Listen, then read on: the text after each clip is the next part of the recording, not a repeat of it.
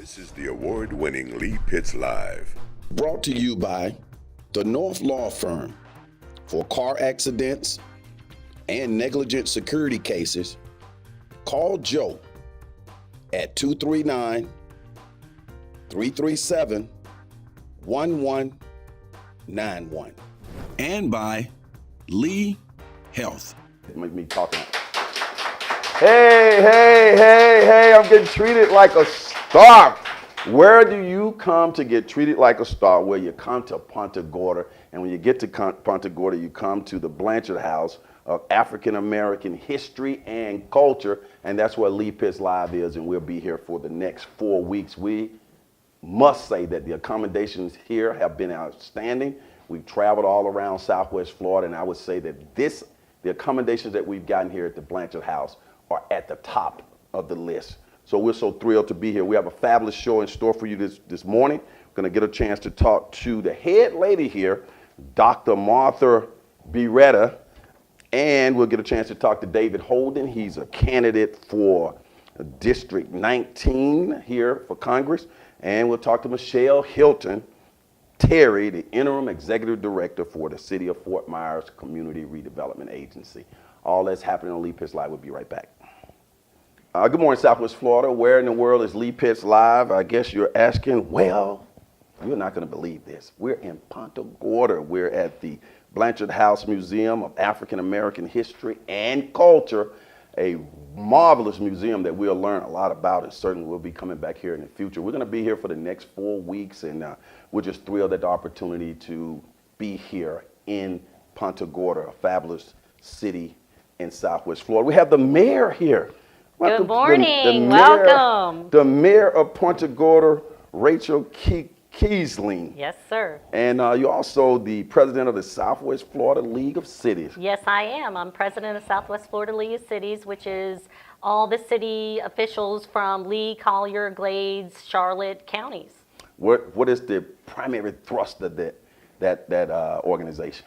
The primary thrust is we're lobbyists for our cities collectively, our region. We go to Tallahassee. We actually go to Washington, D.C. We open dialogue with all of the other legislators. We communicate when there's issues. We rely on each other to provide information and solve problem solving, best practices, things like that. Tell me that one monumental thing that has already come out of the organization as a result of you guys uniting together. Well, we've really united together on the water releases from Lake Okeechobee, which directly affects Lee County and tourism in the whole entire region.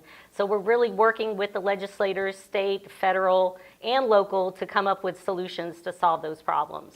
Tell us about where we are right now and what this fabulous museum means to the city of Punta Gorda. Oh, this museum means a lot to the city of Punta Gorda. It's a homegrown effort here, and our new branding is Florida's Harborside Hometown. Mm-hmm. And it doesn't feel like your hometown because of people that moved here 5 years ago. It feels like your hometown because of all the people that have been here for a long, long time who have helped preserve that hometown feeling. I came in a day early and just spent some time here. I come through Punta Gorda for one reason or another, what most people might say on their way somewhere. And I've seen the growth, the many hotels springing up, restaurants. And one of the things that was really impressive to me is how it still maintains that small southern feel. I was like, this is really, really nice. Tell us about, do you have like a landscaping or facade policy to make people continue to keep that look that I'm seeing? Yes, we do. We have very strict land development regulations, and actually a lot of that changed after Hurricane Charlie in 2004. We lost a lot of the structures that were downtown. We lost almost all of the schools. So in the rebuilding process, a lot of those architectural features and things of that nature were tightened up so we could create a city that everybody would love. Extremely impressive. Congratulations on that. And just moving around in this particular community, Martin Luther King Boulevard, there's a name for this particular community. What's the name of this? Do you know the name of this community? Well, this is the historic district, so okay. Yep. Just landscaping, it's just a real beautiful bedroom community. The other thing that we've really concentrated on, and this goes back 130 years from when the city was incorporated, is our park system. We have waterfront parks. We have a beautiful park right over here in this neighborhood. We've tried to put different parks all over the city. We actually have linear parks that are connected so people can walk or bicycle around the city and get around easily. They don't need their car every time they want to travel somewhere. So we've really concentrated on that as well. When people think of Punta Gorda, the city, what do you want to come to their mind? Well, like I said, it is a hometown feel. It is a historic town. We've been here 130 years. In fact, we're the only city in Charlotte County, but we're older than Charlotte County. So we were actually incorporated in Manatee County. So really the history and making sure that we stay relevant for the future as well, which is a huge balancing act, but we've been very lucky. And we have a lot of dedicated people, like the people here at the Blanchard House Museum, that really care about the city and the community, and they give it their all. How does your cost of living and real estate prices stack up vis-a-vis other cities in this region? Well, really, we're trying to diversify the kind of housing that we have here, and that's always a struggle. We have waterfront communities that, have higher property values, but then we have the historic district too, which is becoming actually very popular with the younger generation. And even in the historic neighborhoods, you'll see some of the houses that are being taken down.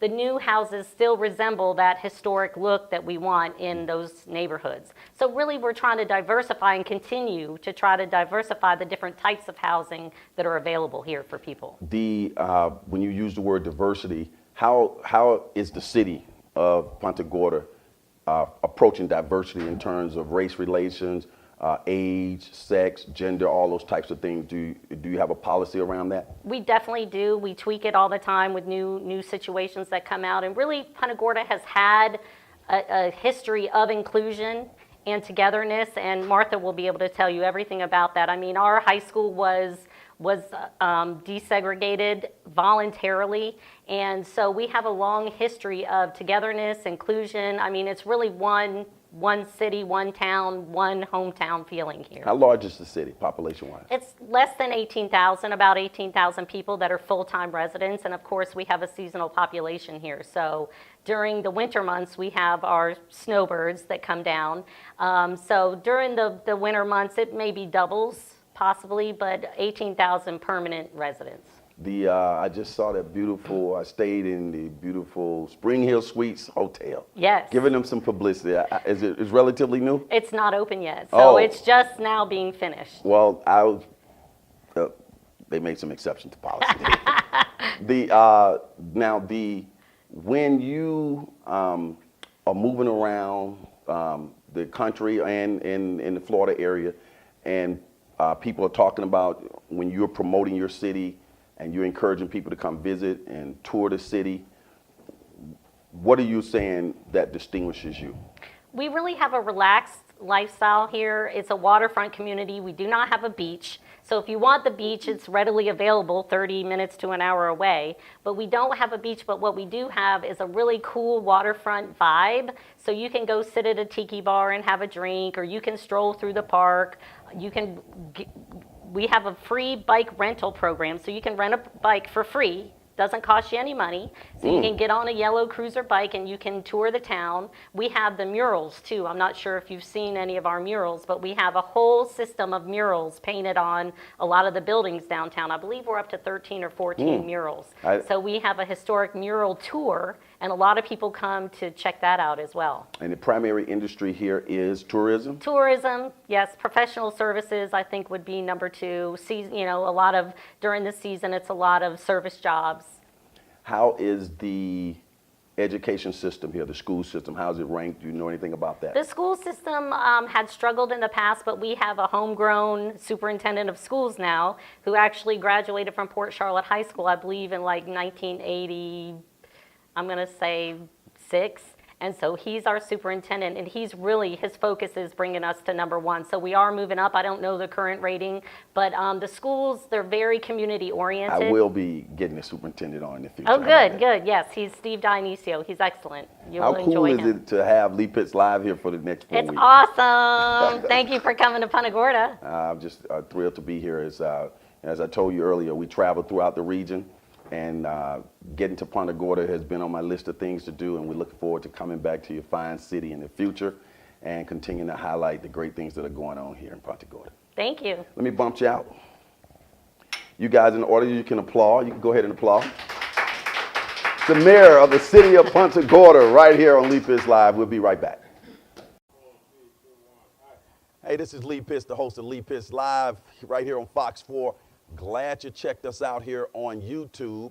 You want to not miss any of our shows, so we encourage you to subscribe by clicking that red button at the bottom there, and all our Lee Pitts Live shows will come directly to you, conveniently located.